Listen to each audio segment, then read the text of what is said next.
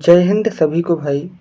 तो आज के इस वीडियो में हम जानेंगे कि आखिर ऐसा क्या हुआ जो अगले 300 वर्षों तक जो अरब थे वो आक्रमण नहीं कर पाए। ठीक, क्योंकि मोहम्मद बिन कासिम जो है 712 एडी में आया था, 715 एडी में उसकी मृत्यु हो गई। उसके बाद जो अगला अरब आक्रमणकारी आया वो कौन आया? महमूद गजनबी। कब आता है भारत में? 1001 एडी में आक्रमण करता है। तो भाई 715 के बाद से कोई भारत में क्यों नहीं आक्रमण कर सका? उसका क्या कारण है? आज के इस वीडियो में हम जानेंगे। चलिए शुरू करते हैं। तो भाई हुआ यूं कि 715 में जब कासिम मरा, मोहम्मद बिन कासिम मरा, तो कासिम के बाद जो है गद्दी पर मतलब आक्रमण करने की कोशिश किसने की? याजीद ने की। ज़्यादा समय तक नहीं रहा। उसके बाद जो है हबीब ने किया था, वो भी ज़्यादा समय तक नहीं रहा। इसके बाद जो है हुआ क्या कि अरबों के मध्य जो है संघर्ष चालू हुआ, यानी अरब आपस में ही जो है युद्ध करने लगे, संघर्ष करने लगे। ठीक, इसी बीच हुआ ये कि अल-हकब, भाई इसका चेहरा याद रखना, अल-हकब नाम के शख्स ने क्या कर दिया? आक्रमण कर दिया भारत पर।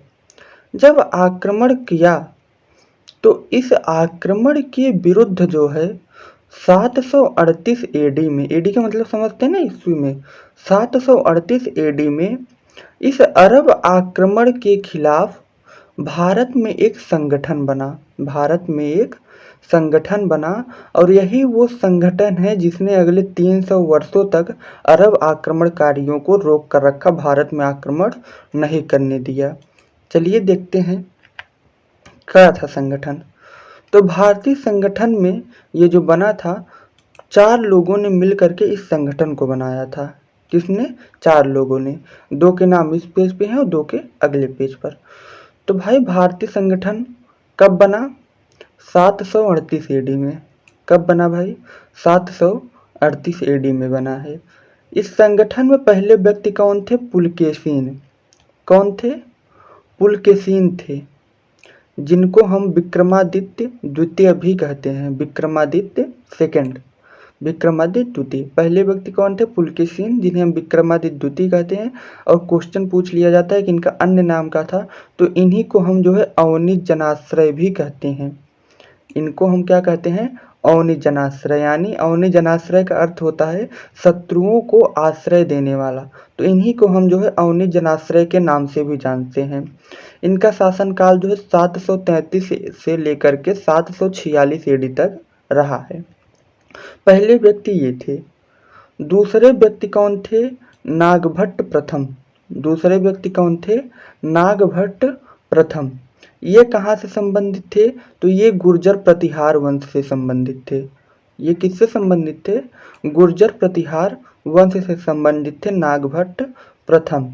और इनका जो शासनकाल रहा है 730 से लेकर के 760 एडी तक रहा है। 760 ईस्वी तक रहा है। ठीक, तो पहले व्यक्ति पुलकेशिन और दूसरे व्यक्ति नागभट्ट प्रथम। आगे चलते हैं, देखते हैं अभी 2 लोग और हैं। अगले व्यक्ति कौन है इसमें? अगले व्यक्ति हैं इसमें दंती दुर्ग। अगले व्यक्ति कौन है? दंती दुर्ग। और ये कहाँ से थे भैया? ये राष्ट्रकूट वंश के थे। ठीक, कहाँ से थे ये? ये राष्ट्रकूट वंश से थे, दंती दुर्ग। ठीक, और अगले इसमें जो व्यक्ति थे वो कौन थे? बप्पा रावल जी, जो कि मेवाड़ से थे। भाई मेवाड़ी शान तो हमेशा से रही है, मेवाड़ वाले तो पीछे हट ही नहीं सकते। तो बप्पा रावल जी कहाँ से थे? मेवाड़ से थे। तो इन 4 लोगों ने मिल करके ये संगठन बनाया था और इन संगठन के नाते ही इन्हीं 4 लोगों ने मिल करके अगले 300 वर्षों तक, अगले 300 वर्षों तक जो है अरब आक्रमण को रोका। ठीक, यही नहीं 4 लोगों का ये संगठन था जिसके कारण जो है अरब आक्रमणकारी अगले 300 वर्षों तक जो है आक्रमण करने में सफल नहीं हो पाए। और तब अंत जो है 1001 एडी में कौन आता है? महमूद गजनवी आता है। ठीक, तो भाई आज की जानकारी यहीं तक थी। मिलते हैं आपसे अगली क्लास में, लेकिन ध्यान रखिएगा अगर आपको पीडीएफ चाहिए तो कमेंट ज़रूर कर दीजिएगा। ठीक है, आपको पीडीएफ हम प्रोवाइड करेंगे।